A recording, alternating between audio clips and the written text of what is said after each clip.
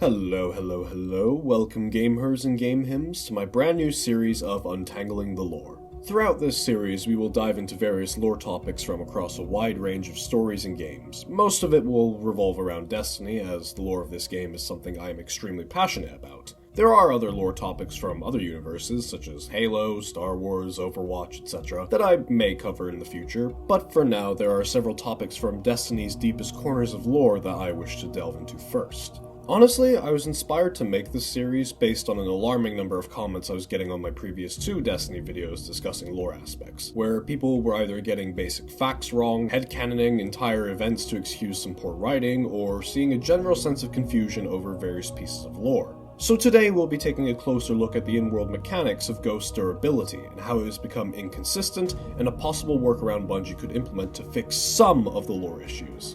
It won't fix all of them, but it's a start. If there are any lore topics you'd like to see covered, let me know in the comments.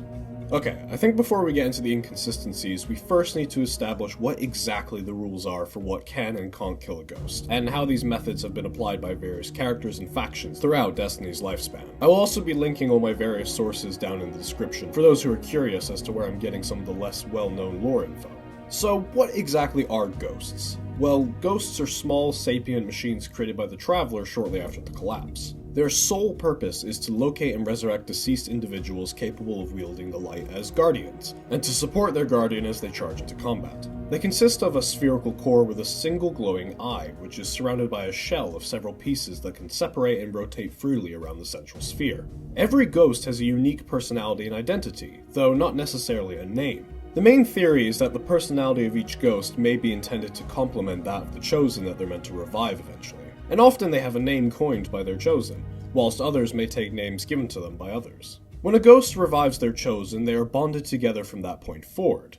Think of it like finding your soulmate in a way. Not all ghosts find their Chosen, but those that do can no longer revive anyone else. It is, however, possible for a ghost to bond to someone other than their original Chosen, as was the case with Shin Malphur, though that case required special circumstances. We do see this idea get toyed around with a bit more though when Osiris meets a ghost named Peach. Fun fact, Peach was one of the ghosts we rescued during the Alone in the Dark questline during the final shape. The reason ghosts are essential to us Guardians is that they are essentially a conduit for the light and the key to our immortality. We lose them, we lose our godlike state of being. Ghosts can also be a source of light in dark spaces and are infamous for hacking terminals. Just ask any D1 veteran. They'll happily confirm that for you after a series of traumatic mission segment flashbacks. The same goes for Hive ghosts. While differing in appearance, they still retain the same capabilities as our regular ghost companions. Ghosts always could resurrect any living beings, if they so chose to. But with the Hive, Savathun and Amaru tricked several guardianless ghosts into joining them, claiming that the Hive were the more deserving of the light rather than humanity, and would give the Hive ghosts true purpose. It does beg the question of whether humanity was truly special, or we were merely the best calculated risk the Traveler had left to take. I asked you before, why did the Traveler choose the Hive? This is the truth. It didn't. The Traveler doesn't choose. It acts on pure mathematical calculation. A different logic than the sword, but logic all the same. Does that disappoint you? I understand. We want to be important. Special. I'm sorry. While human Risen often treated their ghosts like friends and companions, the Hive Lightbearers are less generous in their treatment of the Hive ghosts, with most treating them with contempt, suspicion, and hostility. Savathun and Amaru's relationship is the only exception to this rule.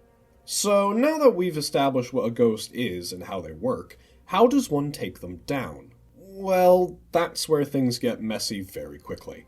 Something as simple as a shotgun blast can destroy a ghost, as is the case in the Grimward card regarding Lord Fellwinter when he kills Lord Seitan and his ghost. Fellwinter Peak. No one ever calls it that.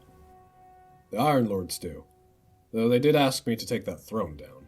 Seitan's laugh shook the room. How has losing territory ever been a good thing for a warlord? Fellwinter folded his hands atop the table. Underneath it, Seitan made 2 fists, a crescent of light flickering between them. Join us and find out, said the Iron Lord. Turn your sector over to us. You can still patrol it, of course.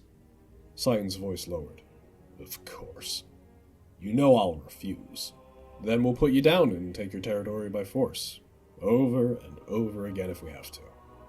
I invite you to my home after you abandon us, and you come to threaten me? The warlord stood towering over Felwinter. To broker peace. Citan thought that even the voice behind the helmet didn't believe what it said. The floor shuddered as the warlord upended the massive table with one hand. It smashed into the opposite wall, as tendrils of void light passed through it and coalesced into Felwinter's leaping form. Citan had seen this parlor trick before, and judged that he could hammer the Iron Lord out of the air, but Felwinter's momentum continued into a knee lift and then smashed into Citan's head as the larger man reared back to strike. The warlord fell, the front of his helm shattering.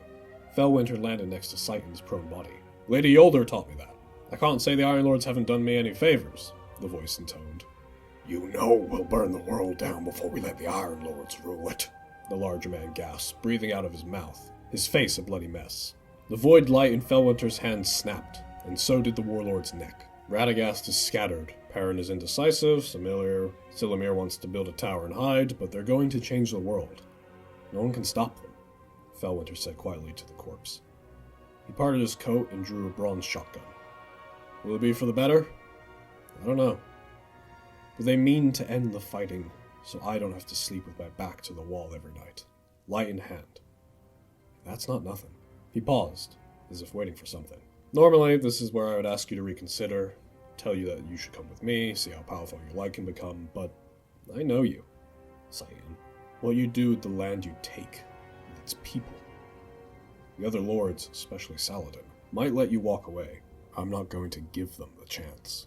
Citan's ghost sparked into view from above, bringing its eye to bear on its fallen charge. The warlord emerged from a radiant column, a frenzied shout at his lips. Felwinter's shotgun cracked like thunder. Once for the warlord, and again for his ghost. But then on the polar opposite end, you have moments where a surge of paracausal energy is needed, such as when the Traveler itself destroyed a ghost to prevent Rolk from learning of its secrets. What is it? Ah, yes. One of Savathun's new curios. A fraction of that imperious sun, a facet of a sphere, a segment of adversary. Yes? Hello. As I told the assortment of arthropods earlier, I don't think I'm supposed to be here. Oh, blessed ignorance. What of the past remains when all is wiped away? Only the gaps. Oh, no, I think you're confused. I'm new.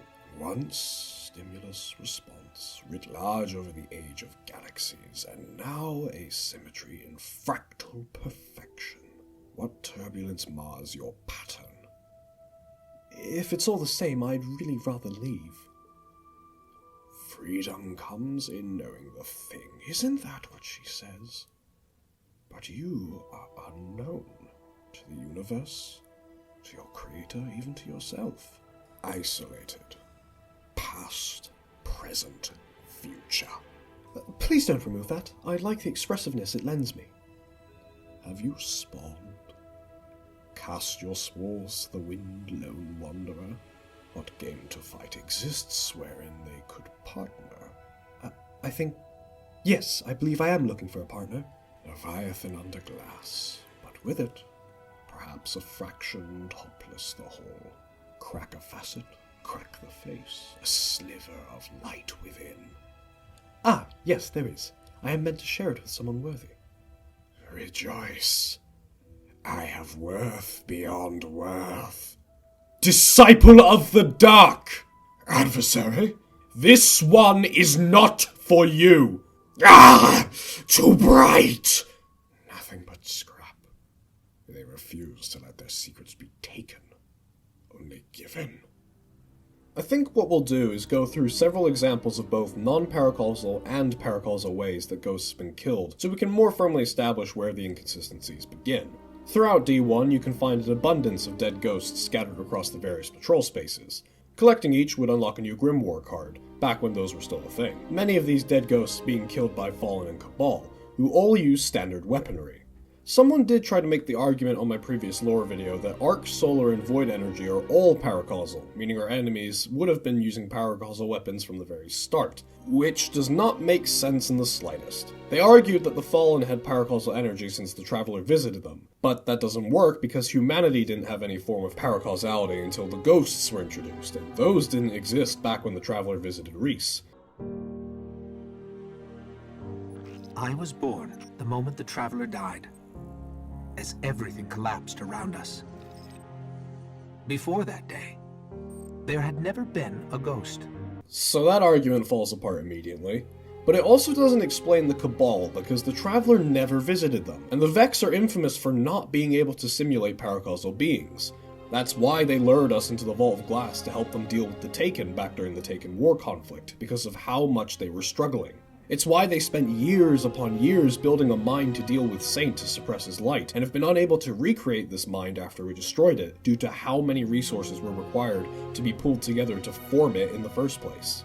This is especially true because they cannot simulate Guardians, which is why they've struggled to counter us outside of places such as the Black Guardian and the Vault of Glass, as those two places are the rare exceptions to that general rule. The Hive is a bit of an outlier, as they have magic fueled by darkness, so it doesn't really fall under the umbrella as the rest of the factions do. The arc energy used to power the city isn't paracausal energy, but any arc, void, or solar energy used by Guardians is, as they're using that energy through the means of the light, so it's a variation compared to what the rest of the universe has access to. We also have an example of Petra killing 3 strike teams worth of Guardians, that being 9 in total, using ordnance from Uldren's fighter wing. My lady, I offer again the only explanation I can. I did not know the Guardians would act as they did. All I had known, all I had ever known, were the ways of the Awoken. The wolves were entrenched in that valley. The approaches were blocked, all sight lines covered. An assault on their position was madness. We would have spent precious Awoken lives for nothing. I saw the Guardians and knew they were on the move, but I assumed they saw the situation as we did, that it was folly to call in the crows. Prince Uldren's fighter wing did a masterful job. The blast was pinpoint precise. The blast tore apart the wolves and the Guardians and their ghosts. 3 strike teams of Guardians, gone in an instant, on my order. The city's anger, the Speaker's condemnation, all earned, all fair. But it has been years since the Reef Wars. The city, these people, they are not like us. They do not understand their place in the world, and do not listen when I speak it.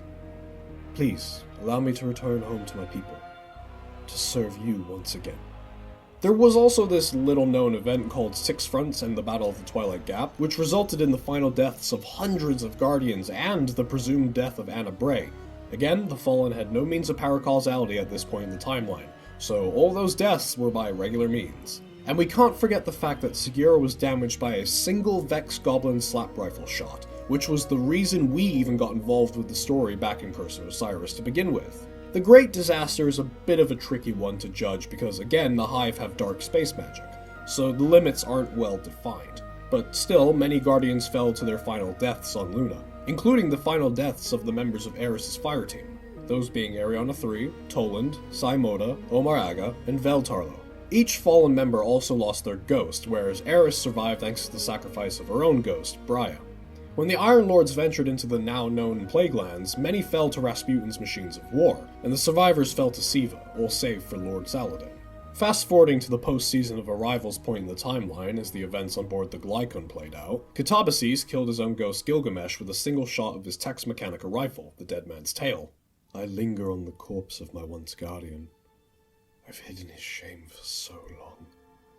I believed it was my obligation to be the warmth when his fire died. But now, I see that obligation was a leash to keep me tied to life. It is a cold, coiled, choking reality, and I will hang gasping from it no more. See the truth the whispers had offered.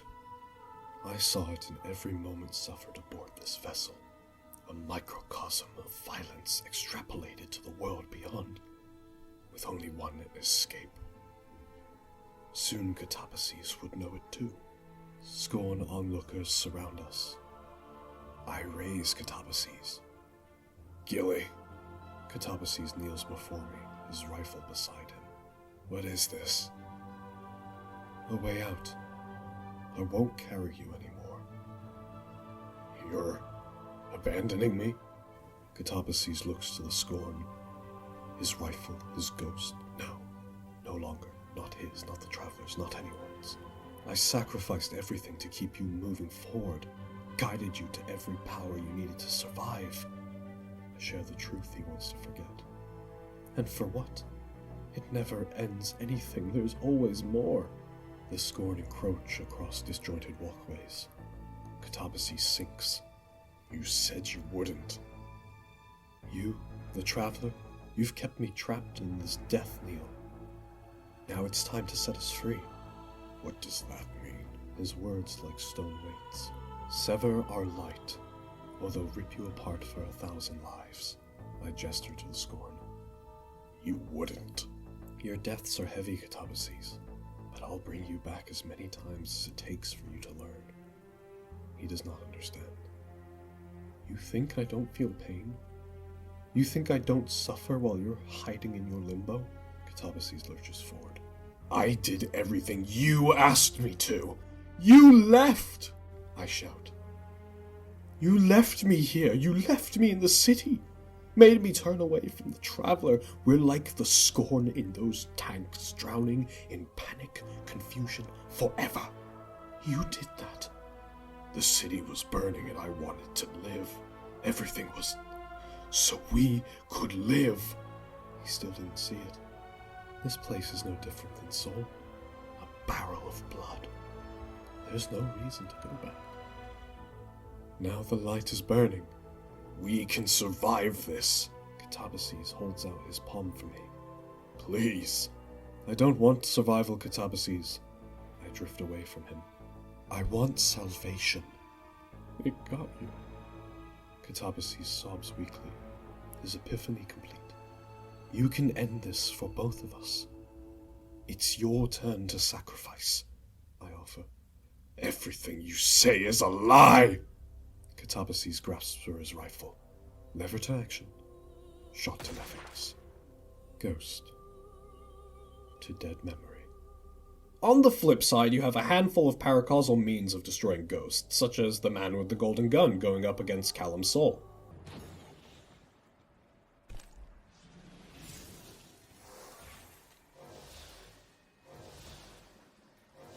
Drifter, if I'm reading this right, your friend Callum was killed by another Guardian.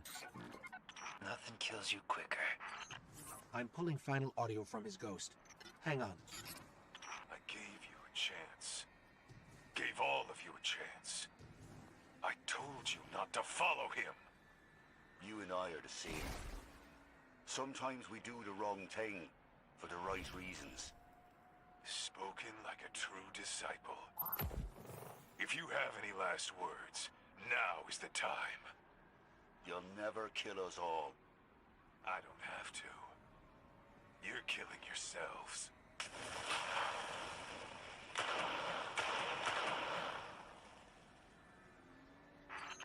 I think you have some explaining to do. Give me a minute, would you? I'm thinking. You owe us a little more than Glimmer for this. Shut up and bring me everything you found at that grave. You'll get paid. There are many examples across the Dark Ages of Lightbearers killing Lightbearers with their abilities. Nova bombs, golden guns, etc., along with standard weaponry. We touched on it a bit already, but the Hive have racked up a body count of their own, and given the poorly bounds of their magic, I'm going to place them in the paracausal category for simplicity overall. There is an interesting example which confirms darkness zones exist outside of the gameplay loop, with the lore card from Forsaken called No Rez For The Weary. In this entry, a ghost struggles to free their guardian from a Cabal trap on board the Almighty that seems to utilize Vex tech with its time-warping abilities. My guardian is immortal. My guardian is forever lost to me. He boarded the derelict Almighty with his fire team, hoping to salvage Cabal secrets from the Star Murderer. I should have seen the trap. Was it Cabal? Was it some Vex infection from Mercury? I don't know. It's all my fault. I remember how the moment of activation felt like falling. He lunged for the center, crying out to his friends, "I'll disarm it!" He is still lunging. Fly to the Almighty and you will find him there, caught in the amber of slow time, reaching forever. I have observed his motions carefully. He will arrive at the mechanism and deactivate the trap in only a little more than 50,000 years. I cannot resurrect him. I have tried so hard. The city's warlocks and the Thanatonauts answered all my desperate questions, even when I began to ask if he could be destroyed. At least if he were gone, unmade, then I could make him again. Why can't I bring him back? If a Guardian falls into Titan's methane sea, they do not die instantly, but we can still bring them back on the Arcology. If a Guardian hurls themselves off their ship into space, do we need to wait for them to disintegrate in the solar wind before we can bring them back? No. No, it was never hard before. I see him right there, and he seems so close. All I was ever meant to be was his ghost. But all ghosts know there are places where we cannot bring our Guardian back to life. And this is one of them. Why? Is the darkness gathered around us here? Is the light too weak? I think I know why. Some share my theory. What do we do when we bring our Guardians back? What is the magical heart of the process?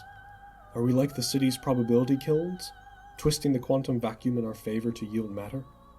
But certain members of a cult I shall not directly name have their own specific interpretation of the process. When you bring him back, they told me, you must have a template, an image to provide you with the information you need. Where do you find that template? Simply in a neighboring timeline, a place where he is still alive and intact. And wherever there is great danger, wherever the probability of death is too high, then those timelines become scarce and hard to reach. And so you find the zones where Guardians cannot be easily remade. If this is true, then I am doomed and free. There will be no alternative worlds in which my Guardian escapes that trap. There will be no hope of resurrection. I will be a ghost alone, but the thought haunts me that I might be wrong, and that he is still waiting for me. So not only does this mean Darkness Zones are canon, but that they hinder ghosts a lot more than we initially thought from gameplay alone. We still have no idea what happened to this Guardian or his ghost post-Rasputin destroying the Almighty, so for all we know, they're both dead. We get further confirmation and even a name drop regarding Darkness Zones in the Imperial Needle Bow's lore tab. That's when I saw movement in my periphery, like a heat mirage. I knew what it was, but didn't have time to react until the electrostatic sheath was already coming off. Then I realized that the Elixni Vandal coming out of the cloak wasn't coming for me. It was coming for Drausk. You see, what they don't teach you about Elixni is that they're fiercely loyal when it comes to family. And Drausk had kidnapped and killed some of this Elixni's kin. So here we were, two would-be enemies taking down a Cabal Brachus like a pair of wolves. At least until I passed out from blood loss. To my surprise, I woke up bandaged and alive. The Vandal had left a trail of scrap metal taken from Drausk's armor for me to follow like breadcrumbs once I was strong enough to move. My ghost explained the Elixni likely spared me for helping defeat a common enemy. But ghosts aren't omniscient. They're just little nerds who read a lot. Some stuff isn't written down. At the end of the trail outside of the Darkness Zone, I found the Vandal waiting for me. She introduced herself as Chiri. I understood her, but barely. She spoke in circular idioms interspersed with Elixni words. She set down on the sand a trophy she crafted from Drausk's helmet, a bow with enough draw strength to penetrate a tank at 100 yards. And she sang at me, some kind of mandible-clicking prayer, and left. No gunfight, no bloodshed. New Guardians tend to know two things: gun and shoot. You pick up the rest along the way, and every Guardian's experience tends to be different. Mine sure was. In Forsaken, we see the Scorn Barons, specifically Pyrrha the Marksman, destroy Sundance with a single shot from his rifle. There was this whole subplot prior to the expansion of the Scorn Barons getting their hands on a Devourer round, the same type of bullet Thorn fires, which was the round fired in that cutscene. It was originally meant for Cayde, but at the last second was put to use on Sundance. Now, Devourer rounds are specialized ontological bullets created through Hive magic that drain a Guardian's light, allowing for permanent death, killing both the Guardian and their ghost. These rounds are primarily associated with the Thorn and its wielder Dredgen Yor being a weapon of sorrow, capable of causing catastrophic wounds that prevent resurrection. These weapons are part of the Ritual of Unmaking, a process all Dredgens must endure to earn their new name and official Dredgen status. While Yor wielded the original Thorn, which we later converted into Lumina, all subsequent Dredgens wielded knockoff Thorns, which look the same, but were weaker in power. Still incredibly dangerous, don't get me wrong, but not nearly as much as the original. Later, in Season of the Chosen, the Scion Conclave tries to assassinate Zavala.